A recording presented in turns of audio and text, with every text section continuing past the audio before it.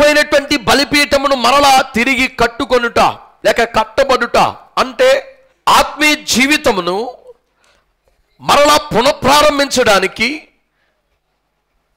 మరలా చల్లారిపోయినటువంటి ఆ యొక్క స్థితిని ఉజ్జీవంలోనికి నడిపించబడడానికి దేవుడు మనకిస్తున్నటువంటి పిలుపు. హల్లెలూయా. పడిపోయినటువంటి బలిపీఠమును మరలా తిరిగి కట్టుకొనుట, ఆధ్యాత్మికమైనటువంటి ఆ యొక్క పునరుద్ధరణ మన జీవితాల్లో కలుగుట కొరకు దేవుడు మనకిస్తున్నటువంటి పిలుపు. ఈ పిలుపును లక్ష్యపెట్టిన కొంతమంది జీవితాలను దేవుడు ఆశీర్వదించి పై స్థానంలో నిలవబెట్టాడు. ఈరోజు ఈ సంఘం పై స్థానంలో ఉందో కింద స్థానంలో ఉందో ఈ వాక్యము ద్వారా ఎవరి మట్టుకు వారమే పరిశీలన చేసుకోవలసినటువంటి అవసరత మనందరికీ కూడా ఉంది. నాకెంతుందో మీకు అంతే ఉంది, మీకెంతుందో నాకు కూడా అంతే ఉంది. మనమందరం కూడా ఎవరి మట్టుకు వారమే పరిశీలన చేసుకుని ఈ వాక్యాన్ని జాగ్రత్తగా మనం గ్రహించేవారుగా ఉండాలి. పడిపోయినటువంటి బలిపీఠం, పడిపోతున్నటువంటి బలిపీఠం, లేక చల్లాచెదరైపోయినటువంటి బలిపీఠం, ఇదే కొంతమంది జీవితం. ఆ జీవితాన్ని మరలా తిరిగి కట్టాలని యేసయ్య ఈరోజు ఆశపడుతూ ఉన్నాడు. అలాంటి బ్రతుకును, అలాంటి ఆత్మీయ స్థితిలో ఉన్నటువంటి ప్రజలను, సంఘమును మరలా తిరిగి కట్టడానికి యేసయ్య ఈ యొక్క ఉదయకాల సమయంలో మన మధ్యకి వాక్య రూపైన మనల్ని దర్శిస్తూ ఉన్నాడు. హల్లెలూయా, హల్లెలూయా. నీ బలిపీఠము పడిపోయిందా లేక బలిపీఠము స్థిరముగా ఉందా? కొంతమంది బలిపీఠం పడిపోవడమే కాదు, చల్లాచెదరైపోతూ ఉందంట. క్రైస్తవుని యొక్క జీవితంలో బలిపీఠము చాలా ప్రాముఖ్యమైనది. అది పాత నిబంధన గ్రంథములోనైనా ఇది క్రొత్త నిబంధన గ్రంథములోనైనా బలిపీఠం అనేది ఒక క్రైస్తవుని జీవితంలో చాలా ముఖ్యమైనటువంటి పాత్రను అది పోషిస్తూ ఉంది. ఆ బలిపీఠము పడిపోయినా, చెదిరిపోయినా నీవు ఆత్మీయ జీవితంలో బ్రతికున్నటువంటి వాడవు కాదు, చచ్చిపోయినటువంటి వాడువే. ఈరోజు నీ బలిపీఠం ఏ విధంగా ఉందో, అసలు బలిపీఠం యొక్క ప్రాముఖ్యత ఏమిటో ఈరోజు వాక్యములో నుండి కొన్ని విషయాలు మనము ధ్యానించబోతున్నాం. హల్లెలూయా. 5 విషయాలు చెప్తా. ఈ 5 విషయాలను జాగ్రత్తగా మీరు గమనించేటువంటి వారుగా ఉండాలి. అందరూ జాగ్రత్తగా వినండి. ఈ వాక్యము మిమ్మల్ని పరలోకానికి తీసుకువెళ్ళేటువంటి వాక్యం అని నేను నమ్ముచున్నాను. నీ ఆత్మీయపు బలిపీఠము సరైనటువంటి రీతిలో లేకపోతే దేవుని యొక్క రాజ్యానికి కూడా నువ్వు వెళ్ళలేవు. నువ్వు చేసేటువంటి భక్తి కానీ, ఎంతో దూరం నుండి వచ్చేటువంటి నీ ప్రయాస కానీ అంతా కూడా వ్యర్థమైపోద్ది. కనుక నీ జీవితం వ్యర్థము కాకుండా ఉండాలి అంటే ఈ వాక్యాన్ని నువ్వు సీరియస్గా తీసుకోవాలి. హల్లెలూయా. కనుక వాక్యాన్ని మనం ఇప్పుడు వెళ్దాం. 5 విషయాలు చెప్తాను.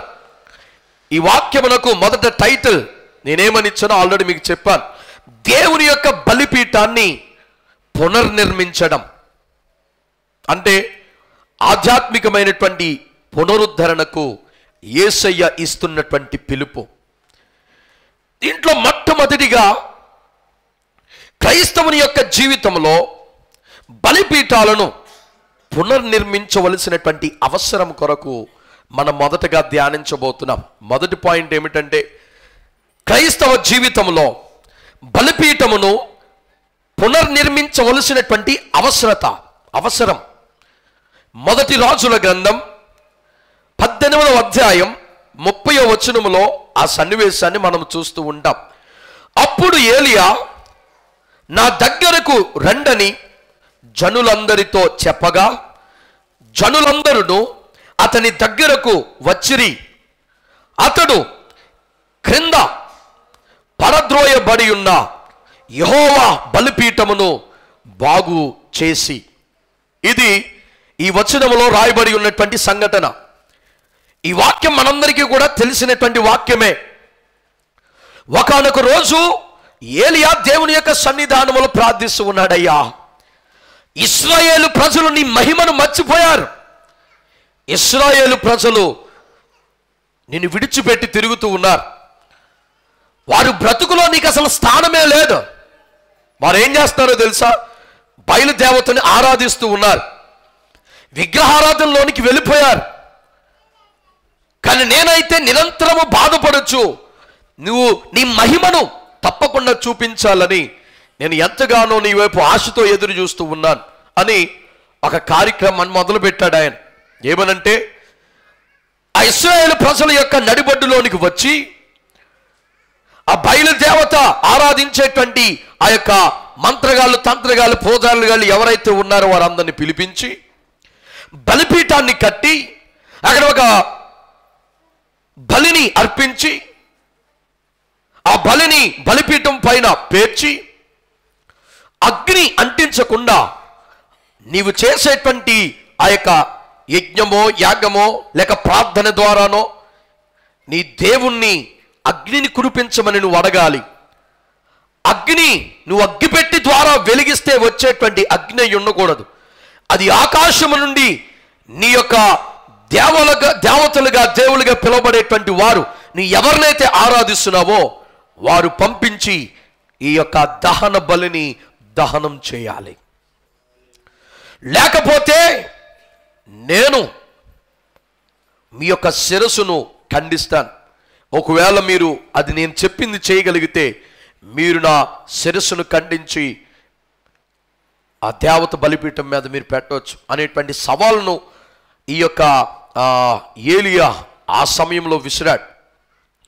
ప్రజలందరూ కూడా గుమ్ముగూడారు, అనేక మంది ప్రజలు వచ్చారు. ఈ కార్యం ముఖ్యంగా ఇశ్రాయేలు ప్రజల కొరకు ఏలియా చేయడం అనేది మనం చూస్తూ ఉన్నాం.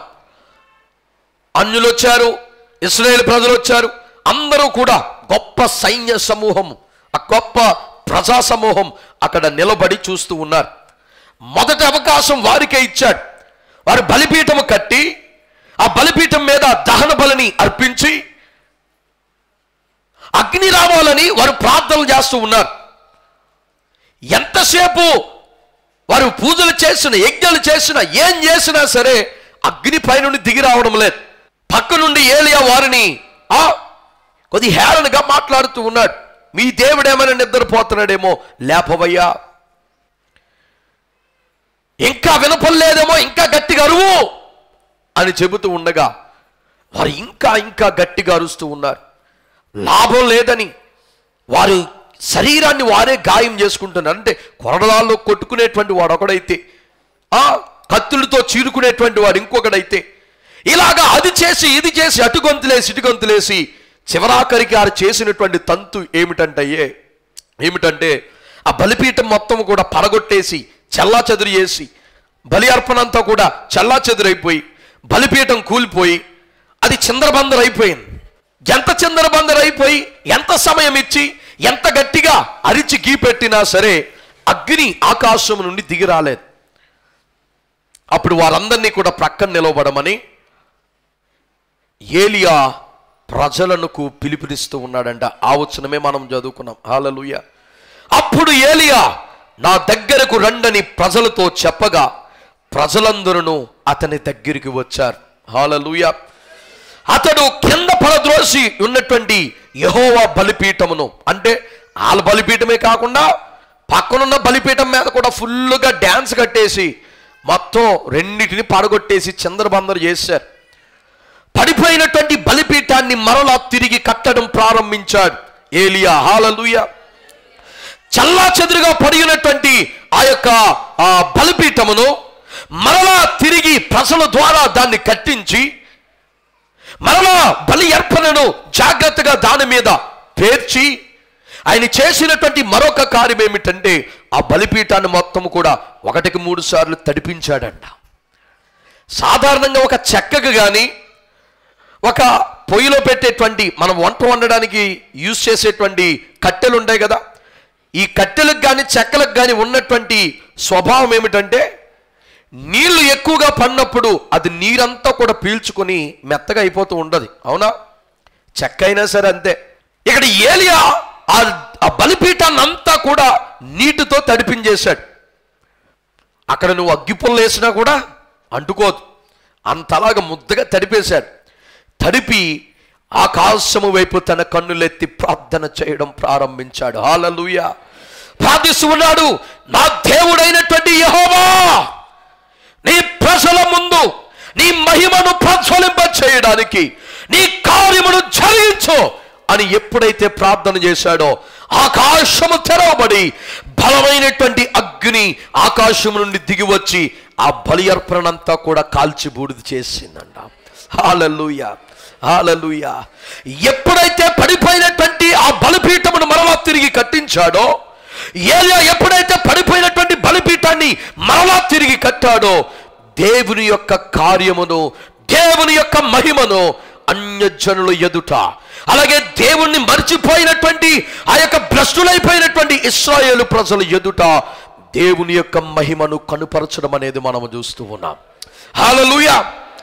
వాక్యం వింటున్నటువంటి ప్రియమైన దేవుని బిడ్డ, ఈరోజు సంఘము చేయవలసినటువంటి కార్యములు సంఘము చేయలేనటువంటి పరిస్థితిలో ఉంది.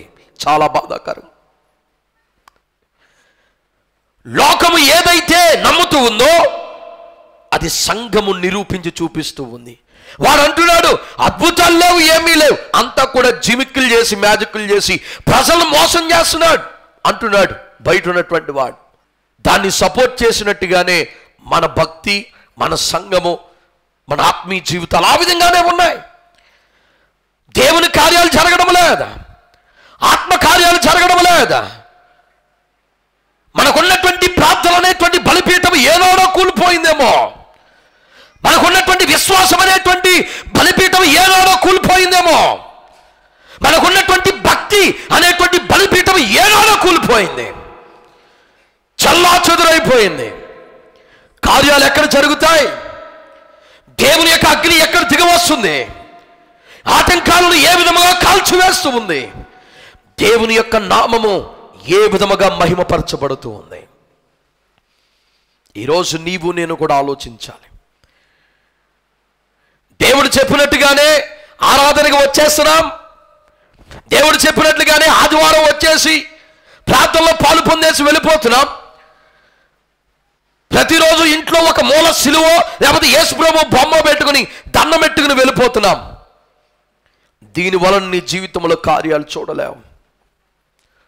క్రైస్తవునికి బలిపీఠము ఉండాలి.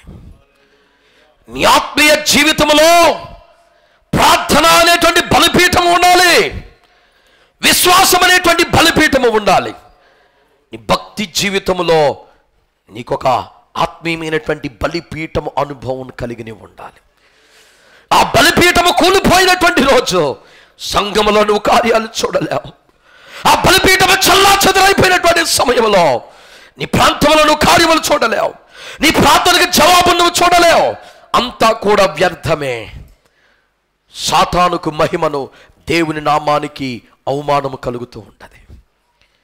ఈరోజు మన బలిపీఠాలు సరైనటువంటి రీతిలో లేవేమో ప్రియమైన దేవుని బిడ్డ. అందుకని సంఘములో దేవుని యొక్క కార్యాలు కొరచైపోయాయి. ఈరోజు నీ జీవితంలో, నా జీవితంలో బద్ధకం ఎక్కువైపోయిందే.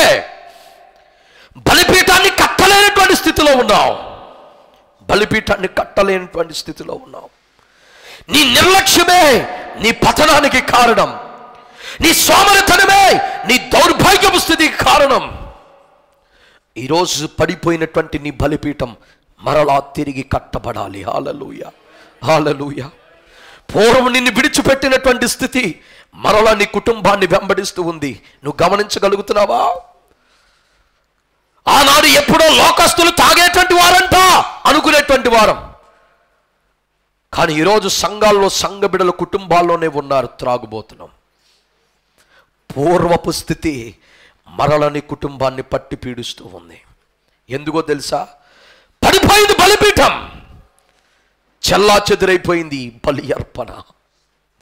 దేవుని నామానికి అవమానం కలుగుతూ ఉంది. పాత పరిస్థితులు మరల కుటుంబాలను వెంబడిస్తూ ఉన్నాయి. నువ్వు దిగజారిపోక మునిపే, నీవింకా పడిపోక మునిపే, గడిచిపోయినటువంటి నీ యొక్క పూర్వపు గతి, ఆ స్థితి మరలా నీ జీవితంలోనికి, నీ కుటుంబంలోనికి రాకమునుపే నీ బలిపీఠాన్ని తిరిగి కట్టుకోవడానికి ఈరోజు నువ్వు పూనుకోవాలి. హల్లెలూయా, హల్లెలూయా. నువ్వు రక్షణ పొందినటువంటి తొలి దినాల్లో ఏం చేసేవాడు ప్రియమైన దేవుని బిడ్డ? గంటల తరబడి ప్రార్థనకు ఎక్కువగా నీవు అవకాశాన్ని ఇచ్చేటువంటి వాడవు. ఎప్పుడు కూటమి జరుగుతూ ఉన్నా, ఎప్పుడు మందిరంలో ప్రార్థన వెలువడుతూ ఉన్నా పరిగెట్టుకుంటూ వచ్చి దేవుణ్ణి ఆరాధించేటువంటి నీ బలిపీఠం ఈరోజు ఏ విధంగా తయారైపోయింది ఒక్కసారి గమనించు. బాధ వేయడం లేదా నీ గుండెల్లో? బాధ వేయడం లేదా? నీ కుటుంబంలో పరిస్థితులు ఒకదాని తర్వాత ఒకటి అవి విచ్ఛిన్నమైపోయి నీ కుటుంబంలో శాపము ఏలుబడి చేస్తూ ఉంది, నీ కుటుంబంలో దుఃఖము ఏలుబడి చేస్తూ ఉంది. పరిస్థితులు మెల్లమెల్లగా నీ చేయి దాటిపోతున్నాయి. గమనిస్తున్నావా? ఇంకా నిద్రపోతున్నావా మేలుకోకుండా? నీ బలిపీఠం కూలిపోయింది. బలిపీఠము కూలిపోయిన చోట అక్రమాలు వర్ధిల్లిపోతాయి. బలిపీఠము కూలిపోయిన చోట నాశనం అనేది ప్రజలు చూస్తూ ఉంటారు. నీ బలిపీఠము కూలిపోయింది నీ ఇంట్లో, నీ బలిపీఠము కూలిపోయింది నీ ఆత్మీయ జీవితంలో. నీ కుటుంబ పరిస్థితి నీ చేయి దాటి వెళ్ళిపోతూ ఉంది. కన్నీటితో నువ్వు ఎదురు చూడటం తప్ప ఏం చేయలేకపోతున్నావు. కన్నీటితో ఏడవడం తప్ప ఏం చేయలేకపోతున్నావు. బలిపీఠాన్ని కట్టాలి. ఈరోజు నీవు ఆత్మీయమైనటువంటి బలిపీఠాన్ని కట్టాలి. ప్రార్థన అనేటువంటి బలిపీఠాన్ని కట్టాలి. ఈరోజు దేవుడు, పరిశుద్ధాత్మ దేవుడు నీతో మాట్లాడుతూ ఉన్నాడు. రోషము కలిగినటువంటి దేవుని నువ్వు ఆరాధిస్తున్నావు ప్రియమైన దేవుని బిడ్డ. లేని వాటిని ఉన్న వాటిగా పిలిచేటువంటి దేవుని నువ్వు ఆరాధిస్తూ ఉన్నావు. కానీ చేత కానిటువంటి వాడి వలె లోకస్తుల చేత దూషించబడ్డానికి గల కారణం ఏమిటో తెలుసా? బలిపీఠాన్ని కూల్చివేసుకున్నావు. ఏలియా మరలా తిరిగి బలిపీఠాన్ని కట్టినప్పుడు దేవుని యొక్క మహిమను చూశాడు. ఈరోజు సంఘం మరలా దేవుని యొక్క మహిమను చూడాలి అంటే, మన కుటుంబాలు మరలా దేవునిలో బలపడాలి అంటే వచ్చినటువంటి మనము దేవుని యొక్క బలిపీఠాన్ని కట్టేవారుగా మనం ఉండాలి. హల్లెలూయా, హల్లెలూయా. ఆ బలిపీఠము లేనిటువంటి సంఘాల్లో దేవుని యొక్క జీవాన్ని మనము చూడలేం. ఆ బలిపీఠము లేనిటువంటి కుటుంబాల్లో ఆశీర్వాదం అనేది మనము చూడలేం. ప్రియమైన దేవుని బిడ్డ, బలిపీఠము ఉందా? ఒకవేళ కూలిపోయినటువంటి పరిస్థితిలో నువ్వు ఉన్నావా? నీ బలిపీఠము చల్లాచెదురైపోయిందా? ఎన్నో సంవత్సరాలుగా నీ బలిపీఠము కొరకు పట్టించుకోవడమే మానేసావా? అందుకనే దేవుని యొక్క మహిమను అనేక సంవత్సరాలుగా నీ జీవితంలో నువ్వు చూడలేకపోతున్నావు. ఈరోజు నీ బలిపీఠము మరలా తిరిగి కట్టబడాలి. ఏలియా మరలా తిరిగి ఆ బలిపీఠాన్ని కట్టించినటువంటి రీతిగా అక్కడ ఉన్నటువంటి ఆ బయలుదేవతను ఆరాధించేటువంటి ఆ వ్యక్తులు ఆ బలిపీఠాన్ని మొత్తం చిందరబందరు చేసి పడగొట్టి విచ్ఛిన్నము చేసినటువంటి రీతిగా ఈ లోక సంబంధమైనటువంటి వ్యవహారాలు, ఈ లోక సంబంధమైనటువంటి ఆశలు, ఈ లోక సంబంధమైనటువంటి ఆ యొక్క లోక దృష్టి నీ బలిపీఠం విచ్ఛిన్నమైపోవడానికి కారణమేమో. నీ బలిపీఠం మీద పాపము ఏలుబడి చేసి, నీ బలిపీఠం మీద ఆ సోమరతనము ఏలుబడి చేసి అవే వాటిపైన గంతులేస్తూ తిరుగుతూ నీ బలిపీఠాన్ని మొత్తం కూల్చివేశాయి. తిరిగి కట్టేటువంటి శక్తి నీకు లేదా? ఈరోజు ఆ శక్తిని ఇవ్వడానికి దేవుడు సిద్ధముగా ఉన్నాడు. నువ్వు బలపడాలని దేవుడు ఆశిస్తూ ఉన్నాడు. ఈ సంఘము విచ్ఛిన్నమైపోవడానికి దేవునికి ఇష్టం లేదా? ఈ సంఘము చెదిరిపోవడానికి దేవునికి ఇష్టం లేదు. ఉన్నటువంటి స్థితిలోనే విశ్వాసులు బలపడాలని దేవుడు కోరుతూ ఉన్నాడు. హల్లెలూయా, హల్లెలూయా. నువ్వు మరలా తిరిగి పైకి లేవాలి ప్రియమైన దేవుని బిడ్డ. దేవుని యొక్క శక్తిని నువ్వు పొందుకోవాలి. దేవుని యొక్క మహిమేమిటో, పూర్వం ఈ సంఘము ద్వారా దేవుడు ఏ విధమైనటువంటి కార్యాలు చేసేటువంటి వాడో, ప్రార్థన చేయగా ఏ విధమైనటువంటి ఆ కార్యాలు ఈ ప్రాంతంలో జరిగేవో మరలా ఆ పరిస్థితులు మనము చూడాలి. హల్లెలూయా. అలా చూడాలి అంటే మన సంఘ బలిపీఠం మరలా మనము తిరిగి కట్టాలి. హల్లెలూయా. ప్రార్థన అనేటువంటి ధూపం ఈ మందిరంలో నుండి దేవునికి నిత్యము వెళుతూ ఉండాలి. అభిషేకవంతమైనటువంటి ఆరాధనలు ఈ పరిచర్యలో మరల పునఃప్రారంభించబడాలి. హల్లెలూయా, హల్లెలూయా. సోమరతనం విడిచిపెట్టాలి. ఎంతసేపు నిద్రపోతావు?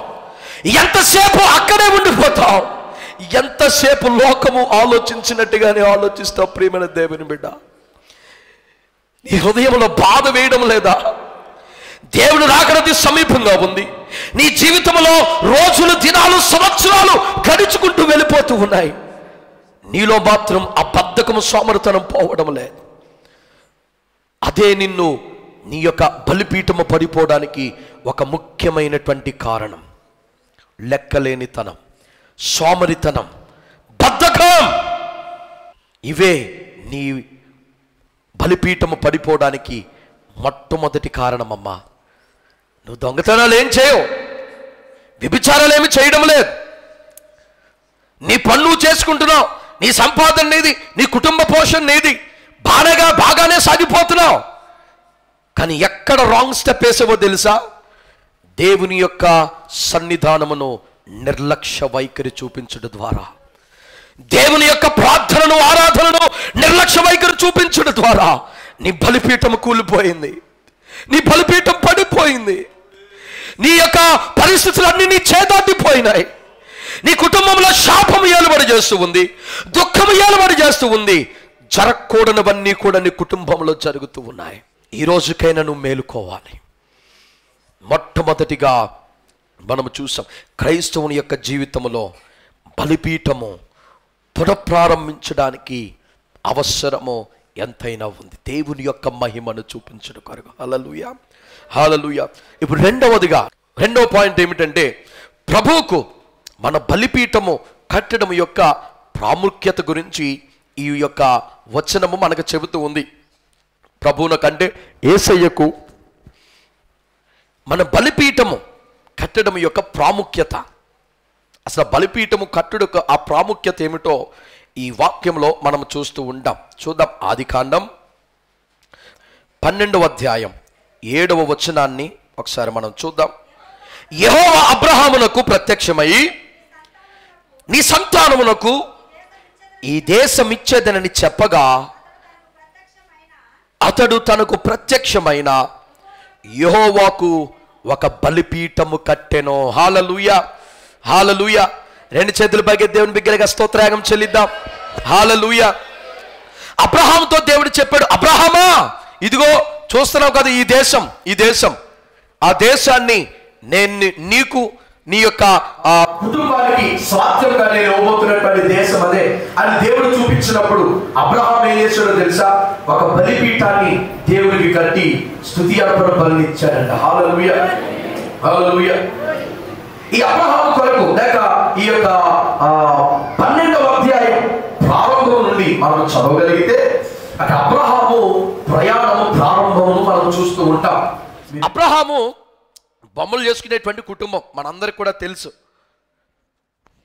అబ్రహాము బొమ్మలు చేసుకునేటువంటి వాడు, బొమ్మలు చేసుకుని అమ్ముకునేటువంటి వాడు. ఆ దేవతా దేవుల్ని, అలాగే చిన్న చిన్న ఇంగులో ఉండేటువంటి బొమ్మలను, వాటిని బొమ్మలు చేసుకుంటూ తన జీవితాన్ని, తన బ్రతుకును బ్రతికేటువంటి వాడు. ఈయన చేస్తున్నటువంటి బొమ్మలు మిగతా వారు వచ్చి కొనుక్కుని వెళ్ళి దేవుడిగా, దేవతలుగా వారిని ఆరాధిస్తూ ఉన్నారు. అబ్రహాం చరిత్ర ఇది, బయటదేది కాదు. వాక్యాన్ని శ్రద్ధగా మనం చదవగలిగితే మనం అబ్రహాము చరిత్రను మనందరూ కూడా తెలుసు కనుక మనం ఆలోచన చేయొచ్చు.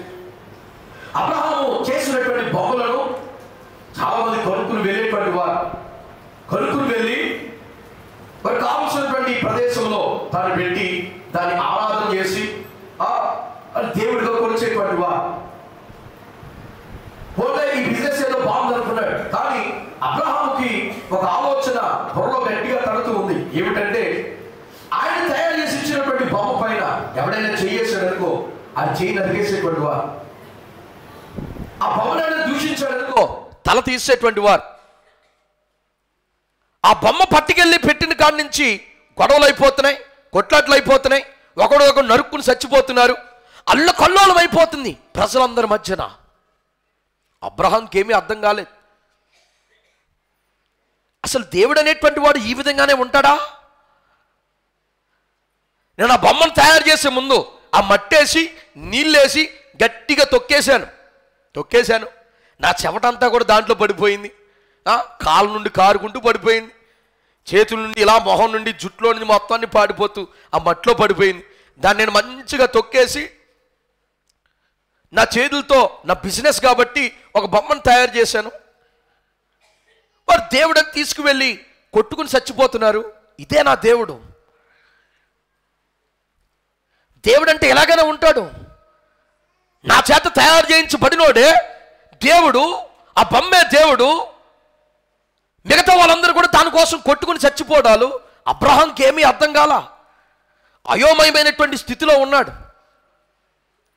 అసలు దేవుడు అనేటువంటి వాడు ఏ విధంగా ఉంటాడు, అసలు ఎవరిని మనం ఆరాధించాలి, ఏమీ అర్థం కాలేనటువంటి పరిస్థితిలో అబ్రహాము చూస్తూ ఉండగా ఒకానొక రోజు అబ్రహాముకు ఒక స్వరం వినబడింది. హల్లెలూయా, హల్లెలూయా. అబ్రహామా, నేను నీకు చూపించేటువంటి దేశానికి వెళ్ళు, నేను నిన్ను ఆశీర్వదించబోతున్నాను. హల్లెలూయా. ఎవరయ్యా నువ్వు? స్వరం వినబడుతుంది కానీ మనిషి ఏది కనబడట్లేదు. ఎవరవయ్యా నువ్వు? ఐఎమ్ యాహ్వే, నేను యెహోవాను, నా మాట నువ్వు విని వెళ్ళు, నా కార్యాలు ఏంటో నువ్వు చూస్తావనగానే అబ్రహాము తను చేసేటువంటి వృత్తిని అంతా కూడా ప్రక్కన పెట్టి తను సంపాదించుకున్న సమస్తమును కూడా ఆయన చేత పట్టుకొని బయలుదేరాడు. దేవుడు అన్నాడు, కానాను దేశానికి నేను నడిపిస్తాను నిన్ను, అక్కడికి నువ్వు వెళ్ళాలని చెప్పాడు. అబ్రహాము దేవుడు చెప్పినట్లుగానే కానాను దేశానికి వెళ్ళిపోతే ఆ కానాను దేశం ఇదేననుకుంటే ఇక్కడికి వచ్చాం అని ఆగి చూస్తూ ఉండగా దేవుడు అబ్రహాముకి ప్రత్యక్షమై అంటూ ఉన్నాడు, అబ్రహామా, అదిగో చూస్తున్నావు కదా, కానాను దేశం అంటే ఇదే నేను నీకు నీ ప్రజలకు స్వాస్థ్యముగా మీకు నేను ఇచ్చేటువంటి దేశం లేక ప్రాంతం అని దేవుడు చెప్పగా అబ్రహాము వెంటనే ఓ బలిపీఠాన్ని కట్టి దేవుని మహిమపరిచాడు. హల్లెలూయా, హల్లెలూయా. అబ్రహాముకి దేవుడు మరొక మాట చెప్పింది ఏమిటంటే, మీరు 1వ వచనాన్ని చదువుకుంటూ వస్తే అక్కడ కొన్ని మాటలు చూస్తాం.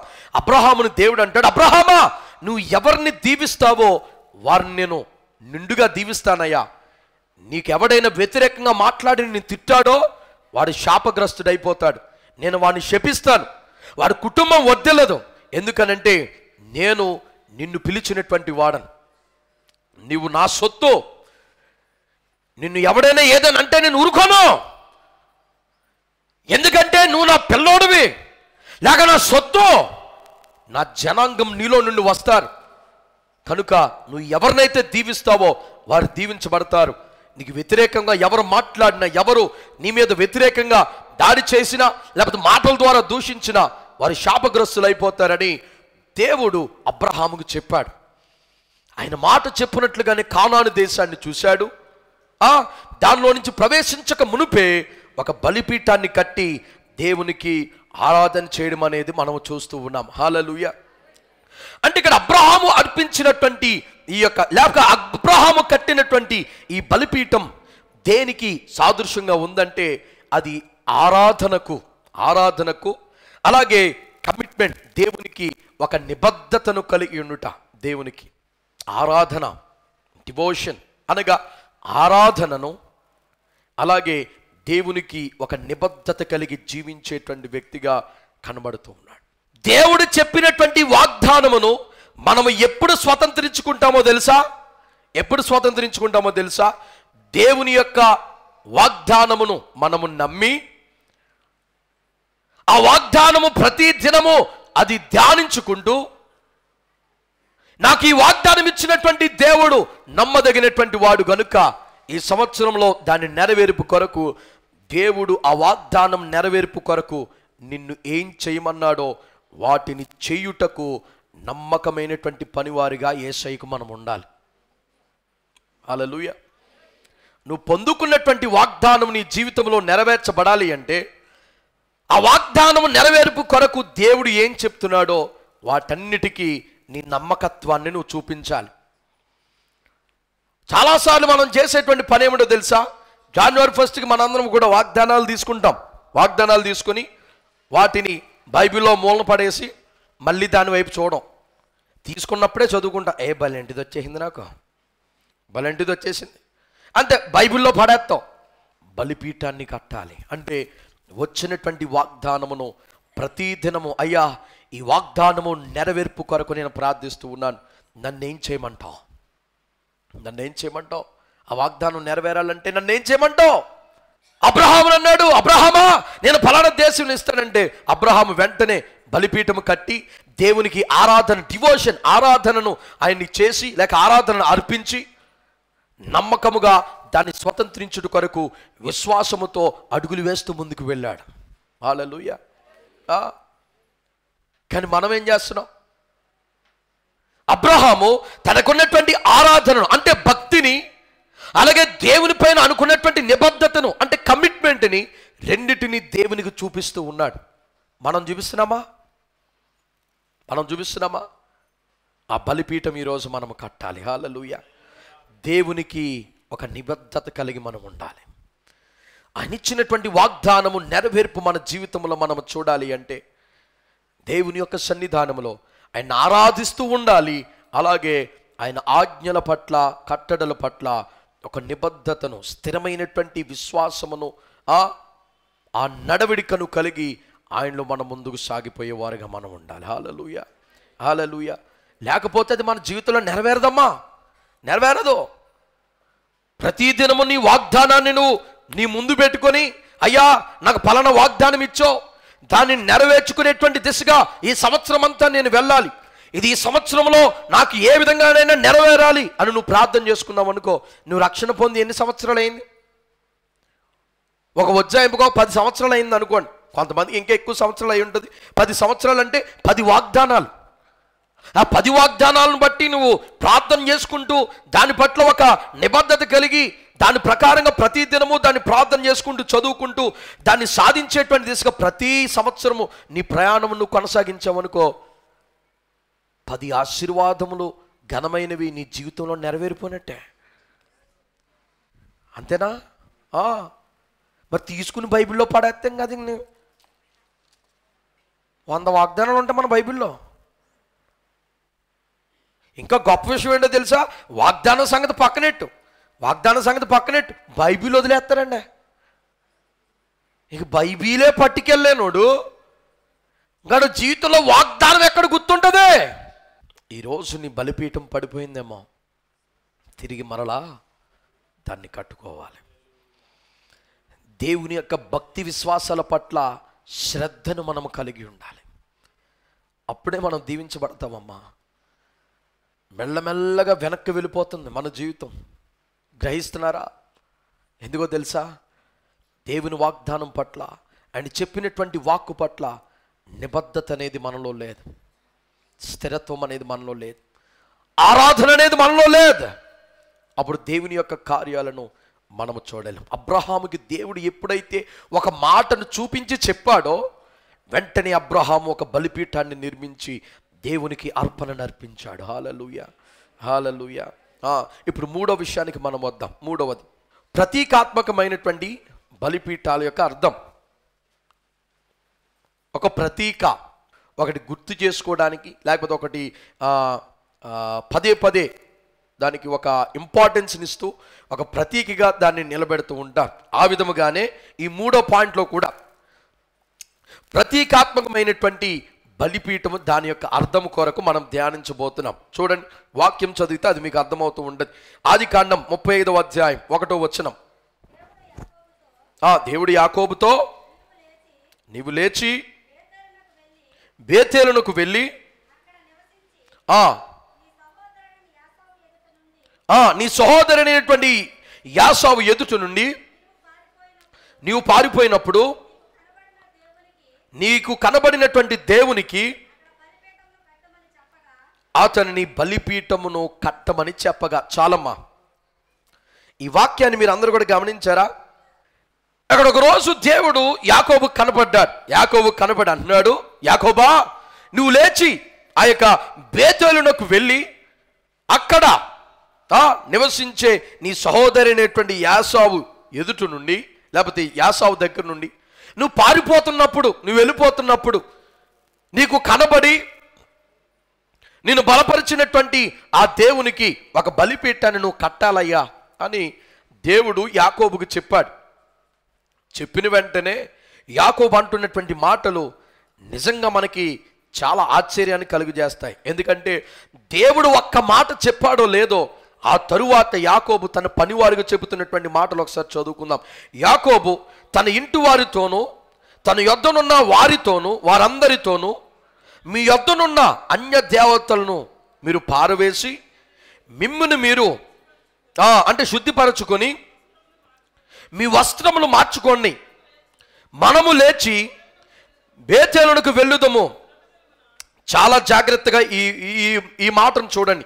నా శ్రమ దినమున నాకు ఉత్తరం ఇచ్చి నేను వెళ్ళిన మార్గమున నాకు తోడయుండిన దేవునికి ఒక బలిపీఠాన్ని మనం కట్టాలి. హల్లెలూయా, హల్లెలూయా. యాకోబుతో దేవుడు అన్నాడు, యాకోబా, నీ అన్న దగ్గర నుంచి నువ్వు మోసం చేసి పారిపోతున్నప్పుడు ఎంతో భయముతో ఎక్కడికి వెళ్ళాలేంటో తెలియక ఎంతో ఏడుస్తూ కుమిలిపోతున్నటువంటి నీకు కనబడి నీకు బలమునిచ్చి ధైర్యపరిచాను కదా. ఆ దేవుడినైనటువంటి నేనేనయ్యా నీతో చెప్తున్నాను, నా కొరకు నువ్వు ఒక బలిపీఠాన్ని కట్టాలి అని దేవుడు చెప్పిన వెంటనే యాకోబు లేచి తన పనివారితోనూ అలాగే తనతో ఉన్నటువంటి వారందరితో, తన కుటుంబస్తులతో, తనతో ఉన్న వారందరితో కూడా అంటూ ఉన్నాడు, అరే మీ దగ్గర ఉన్నటువంటి అన్య దేవతల యొక్క విగ్రహాలన్నిటినీ కూడా పడేయాలి, తీసి ముందటిని పడేయాలి. అంత మాత్రమే కాదు, మీరు అర్జెంటుగా మీ వస్త్రాలన్నిటినీ కూడా తీసి వాటిని కూడా పడేసి మీరు ఫ్రెష్ అయిపోయి నూతన వస్త్రాలు మీరు ధరించుకొని నాతో పాటు మీరు రండి. మనము నా శ్రమ దినములో నన్ను కాచి కాపాడి నాకు ఉత్తరం ఇచ్చినటువంటి ఆ యెహోవాకు ఒక బలిపీఠాన్ని మనము కట్టాలి. హల్లెలూయా. అమ్మా, నీ శ్రమ దినములో నీకు ఉత్తరం ఇచ్చిన వాడు ఎవరో? నీ కష్ట సమయంలో నిన్ను ఆదుకున్నవాడు ఎవరో? కానీ నువ్వు ఎవరికి బలిపీఠం కడుతున్నావు? ఈరోజు ఎవరికి బలిపీఠం కడుతున్నావు? ఎవరికి బలిపీఠం కడుతున్నావు? కొంతమందికి ఉద్యోగాలు వచ్చిన తరువాత ఆ ఉద్యోగమే కావాలి, కానీ దేవుని యొక్క సన్నిధానం వద్దు. అంతకు ముందు బాగానే వస్తావు, ఆశీర్వాదం పొందిన తరువాత దేవుని ప్రక్కన పెట్టి నీ ఆశీర్వాదానికి ఒక బలిపీఠాన్ని కట్టేసి దాన్నే ఊరేగుతూ ఉంటావు. ధనమునే దైవం కింద భావించి ధనానికి ఒక బలిపీఠము కట్టి దేవుడి కంటే నీ ధనాన్నే నువ్వు ఎక్కువ ప్రయారిటీ ఇస్తూ ఉంటావు. సుఖభోగాలకి నువ్వు అలవాటు పడిపోయి దేవుడిచ్చినటువంటి ఆ యొక్క ఆశీర్వాదమును, సుఖభోగాలను నీవు దేవుని ప్రక్కన పెట్టి ఆ సుఖభోగాలకి ఒక బలిపీఠము కట్టి నీవు వాటినే నీ జీవితంలో ఎక్కువ ప్రాధాన్యత ఇచ్చి వాటినే కొలుస్తూ ఉన్నావు. దేవుని ప్రక్కన పెట్టి నీ జీవితంలో త్రాగుబోతు విందులకును ఇంకా అల్లరితో కొన్ని ఆటపాటులకు ఒక బలిపీఠాన్ని కట్టావు. పలానా చోట ఎవడో వస్తున్నాడు, అక్కడికి వెళ్ళి మనం ఎగరాలంటే ప్రార్థన మానేసి వెళ్ళిపోయి ఎగిరేస్తాడు. అక్కడికి వెళ్ళి వీడు దేనికి బలిపీఠం కట్టేశాడు? ఎగరడానికి. అక్కడెక్కడికి వెళ్ళి రోడ్ల మీద ఎగరడం అంటే వీడికి సరదా, తిక్క పనులు చేయాలంటే సరదా. దేవుణ్ణి పక్కన పెట్టి ఆ తిక్క పనులకే బలిపీఠం కట్టేశాడు. ఇక్కడ యాకోబు అంటున్నాడు, అవన్నీ తీసి పడేయండి. ఇప్పటి వరకు తెలుసో తెలియకో వాటన్నిటినీ కూడా మనతో పాటు తీసుకువచ్చాం. ఎవ్వడి దగ్గర ఏ విగ్రహము కానీ ఏమీ కూడా ఉండడానికి వీల్లేదు. ఈ బొమ్మలు అవి ఇవి కాదయ్యా, నా శ్రమ దినమున నాకు ఉత్తరం ఇచ్చి నన్ను దర్శించి నన్ను రక్షించి నన్ను కాపాడినటువంటి దేవునికి బలిపీఠము కట్టాలి. హల్లెలూయా, హల్లెలూయా, హల్లెలూయా. ఈరోజు నీ జీవితంలో దేవుడు అడుగుతున్నటువంటి ప్రశ్నకు నువ్వే సమాధానం చెప్తావు? ప్రియమైన దేవుని బిడ్డ, ఈ బలిపీఠం అనేది, ఈ బలిపీఠం ఉన్న చోట అంటే దేనికి ప్రతీక అంటే పరిశుద్ధతకు ప్రతీక. ద క్లెన్సింగ్, పరిశుద్ధత. బలిపీఠము నీ జీవితంలో ఆత్మీయమైనటువంటి బలిపీఠము ఉన్నప్పుడే పరిశుద్ధత నీలో ఉంటుంది. బలిపీఠము నీ జీవితంలో లేకపోతే పరిశుద్ధత నీలో ఉండదు. పరిశుద్ధత నీలో ఉండదు. కొంతమంది నాలో పరిశుద్ధత లేదు, అస్తమానం తప్పిపోతున్నాను, అస్తమానం ఏదొక దీంట్లో పడిపోతున్నాను అని చాలా మంది బాధపడుతూ ఉంటారు. అమ్మా, నీ జీవితంలో మొదట ఉండవలసింది ప్రార్థన అనేటువంటి బలిపీఠం, దేవుని పట్ల భక్తి అనేటువంటి బలిపీఠం. ఈ బలిపీఠాలు నీలో ఉన్నప్పుడే పరిశుద్ధత అనేది ఒక ప్రతీకగా నీ జీవితంలో ఉంటుంది. హల్లెలూయా. ఈ బలిపీఠం లేకపోతే పరిశుద్ధత అనేది మన జీవితంలో ఉండదు. కనుక బలిపీఠం అనేది అటు పాత నిబంధన గ్రంథములో కానీ, క్రొత్త నిబంధన గ్రంథములో కానీ, ఆదిమ సంఘములో కానీ, ప్రస్తుతం ఉన్నటువంటి క్రైస్తవ సంఘాల్లో కానీ బలిపీఠం అనేది అత్యంత అవసరమైనది. హల్లెలూయా, హల్లెలూయా. కనుక ఇక్కడ యాకోబు అంటున్నాడు, ప్రతిదీ కూడా తీసిపడే. నాకు ఏ అపవిత్రత ఉండడానికి వీల్లేదా, ఏ కొంచెము పాపం ఉండడానికి వీల్లేదా, ఏ దేవత విగ్రహం చిన్నదే కానీ పెద్దదే కానీ ఏది ఉండడానికి వీల్లేదు. బంగారముదే కానీ వెండిదే కానీ ఏది ఉండడానికి వీల్లేదు. నా దేవుడు నాకు శ్రమలో నన్ను కాపాడినటువంటి వాడు, నా శ్రమలో నాకు ఉత్తరం ఇచ్చినటువంటి వాడు, నాకు తోడై ఉండి నాకు ఆరోగ్యమనిచ్చి నన్ను స్వస్థపరిచి ఈ స్థితిలో నన్ను నిలబెట్టినటువంటి వానికి నేను బలిపీఠము కట్టాలి. హల్లెలూయా. ఎప్పుడైతే యేసయ్యను అన్నిటికంటే మొదటి స్థానంలో పెడతావో అక్కడే నువ్వు ఆశీర్వాదాన్ని సగం కొట్టేసుకున్నట్టు. హల్లెలూయా, హల్లెలూయా. ఈ రోజుల్లో ఆ చిన్నది కూడా చేయలేకపోతున్నావమ్మా. ప్రతి విషయంలో దేవుడిని మొదటి స్థానంలో పెట్టాలంటే ఏది చేస్తూ ఉన్నా దేవుని యొక్క సెలవు లేనిదే మనం ముందుకు వెళ్ళకూడదు. మనం ఏం చేస్తూ ఉన్నా ఇది వాక్యానికి సమతుల్యంగా సరిపోతూ ఉందా లేదా. నువ్వేం చేసినా ఇల్లు కడతావు కానీ ఏ సిద్ధాంతం ఎవరినో తీసుకొచ్చి ప్లానింగ్ వేపిస్తావు. ఆడడిగీసేసి ఇడిగీసేసి అటు పెట్టు ఇటు పెట్టు, తర్వాత ఫలానా రోజు పునాది అని చెప్పి వెళ్ళిపోతాడు. ఇక దేవుని యొక్క వాక్యం దాని ప్రకారంగా ఉంది. చదువుకునేటువంటి మంచి ఇంజనీర్స్ దేవుడు మనకు అనుగ్రహించాడు. ఒక ఇంజనీర్తో మంచి ప్లానింగ్ వేయించుకో. దైవ సేవకుని దగ్గరికి వచ్చి ప్రార్థన పూర్వకంగా, అయ్యా మేము ఇంజనీర్తో పలానా ప్లాన్ మా ఇల్లులకు ఉండాలని మేము ఒక ప్లాన్ వేయించాం, మీరు ఏ రోజు అంటే ఆ రోజు మనం ప్రార్థన పూర్వకం మీకు ఏ రోజు ఖాళీ ఉంటే ఆ రోజు మనం పునాది వేసి దాన్ని ప్రార్థన ద్వారా ఆ గృహాన్ని మనం ప్రారంభిద్దాం, లేకపోతే మా వ్యాపారాన్ని ప్రారంభిద్దాం, లేకపోతే ఫలానా కార్యక్రమాన్ని ప్రారంభిద్దాం అనేది నీకు ఉందా? అటో మైండ్ సెట్ ఇటో మైండ్ సెట్. నువ్వు దేవుణ్ణి గణపరిచేటువంటి వాడిగా ఎంతో ఏదొక మూలం నీకు ఉన్నటువంటి ఆ యొక్క పాపం, లేకపోతే దేవునికి వ్యతిరేకంగా చేసేటువంటి ఆ యొక్క పనులే దేవుణ్ణి ముందు పెట్టకుండా దేవుని వెనకబెట్టి ఈ లోక సంబంధమైన వాటిని చేసేటువంటి అక్కడే నువ్వు పడిపోతున్నావు. అదే నీకు నష్టాన్ని కలిగిస్తూ ఉంది. తీరా వచ్చి, అయ్యా మాకు ఫలానా శోధన వచ్చేస్తుంది ప్రార్థన చేయండి, అప్పులు అయిపోయాం ఇంకా ఇల్లు కంప్లీట్ అవ్వలేదు అప్పుడు మొత్తం దివాలా ఎత్తేసాం ప్రార్థన చేయండి. ప్రతి విషయంలో దేవుణ్ణి మనం ముందు పెట్టినప్పుడు నీకు ఏ కష్టం వచ్చినా, నీకు ఏ నష్టం వచ్చినా, ఏది సమయానికి నీకు సరిపోకపోయినా చూసుకునేటువంటి వాడు ఆయన. హల్లెలూయా, హల్లెలూయా. అది అలవాటు చేసుకోవాలి మన జీవితంలో. ప్రతి విషయంలో దేవుణ్ణి మొదటి స్థానంలో మనం పెట్టాలి. ఏ పని చేస్తూ ఉన్నా అది చిన్నదైనా పెద్ద. కొంతమంది ఎగ్జామ్కి వెళ్ళే ముందు కూడా ప్రార్థన చేయించుకుంటారు, చాలా మంచిది. అలాగా వచ్చి ప్రార్థన చేయించుకున్నా లేకపోతే ఫోన్లో ప్రార్థన చేయించుకున్నా ప్రతిదీ ప్రార్థన ద్వారా మనం ముందుకు సాగిపోవాలి. హల్లెలూయా. రాబోయేటువంటి ప్రతి శోధన నుండి కూడా మనల్ని తప్పించేది ఇటువంటిది దేవుని యొక్క కృపనే. ఇక్కడ అంటున్నాడు, నన్ను శ్రమ దినములలో కాచి కాపాడినటువంటి దేవునికి నేను ఒక బలిపీఠాన్ని కట్టాలి. హల్లెలూయా, హల్లెలూయా. కనుక వాక్యం వింటున్నటువంటి ప్రియమైన దేవుని బిడ్డ, ఇంకా చెప్పడానికి చాలా విషయాలు ఉన్నాయి కానీ దేవుని చిత్తమైతే మిగతా 3 పాయింట్స్ని మనము వచ్చే వారము కానీ తర్వాత కానీ మనం ధ్యానించుకోవచ్చు. ఈరోజు దేవుడు నీతో మాట్లాడినటువంటి మాట నీ కుటుంబంలో కానీ నీ జీవితంలో కానీ సంఘములో కానీ దేవుని యొక్క మహిమ కార్యాలు జరగకపోవడానికి గల కారణం ఏమిటో తెలుసా? బలిపీఠము పడిపోయింది. నీ ప్రార్థన అనేటువంటి బలిపీఠము పడిపోయిందేమో. ఈరోజు దేవుడు తన వాక్యం ద్వారా మనతో మాట్లాడి చెబుతున్నటువంటి మాట, అది మరలా తిరిగి నిర్మించబడాలి. హల్లెలూయా. అది నిర్మించబడినప్పుడే కార్యాలు నువ్వు చూస్తావు, నీ జీవితంలో అభివృద్ధిని ఆశీర్వాదము చూస్తావు. అబ్రహాము దేవునికి బలిపీఠము కట్టాడు, ఆశీర్వాదాన్ని చూశాడు. యాకోబు దేవుని బలిపీఠాన్ని కట్టాడు, మిగతా దేవుని బలిపీఠాన్ని కట్టాడు, ఆశీర్వాదాన్ని చూశాడు. ఏలియా పడిపోయినటువంటి దేవుని మందిరాన్ని, దేవుని యొక్క ఆ యొక్క ఆల్టర్ని, ఆ యొక్క బలిపీఠమును మరలా కట్టాడు కనుక దేవుని యొక్క మహిమను ఆ యొక్క స్థలములో వారు చూడగలిగారు. హల్లెలూయా.